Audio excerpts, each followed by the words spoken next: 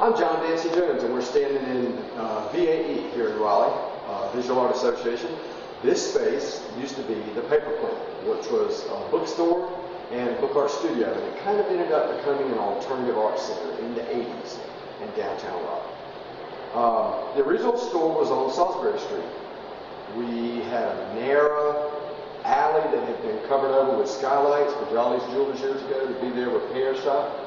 And we took it over from Jeff and this Cosmic Toy Company.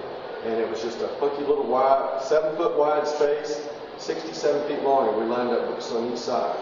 That was very small, and we did that about 3 years. And then we came to this space in 1985. And at that point, we had started an open mic reading, which I emceed for over 8 years.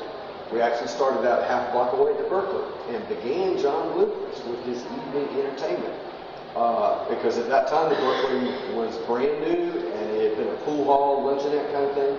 And John was kind of experimenting around, and we started this Thursday night open mic. A few guitar players came by one night, and a few months later we were kicked out because they were doing so much music at the Berkeley. But it kicked things off, and about that time we got this space, and it was big enough to have the open mic reading here. So the Paper Plant became an art gallery, a place for a weekly reading, and then used books, Soho So's, photofolio postcards, cool things in the front half. In the back half, we were making paper, letterpress printing on the paper we made, and doing small press publishing with that work. And most of the writers for the publishing came out of the open mic series. So this went on for 8 or 9 years. We closed in December of '90, and I got into teaching full time. So we've been closed, 20-some years. But I have kept going with the paper making, 2 blocks from the Governor's Mansion in my residential studios. I make paper, print on it, and do various things.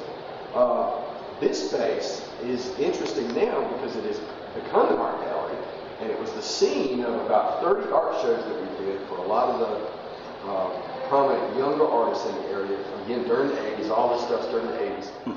And it also was a place that was a gathering place for artists of all types, and people could have some really alternative art shown here. We weren't worried about whether we sold a lot of art, so we did over 30 different shows.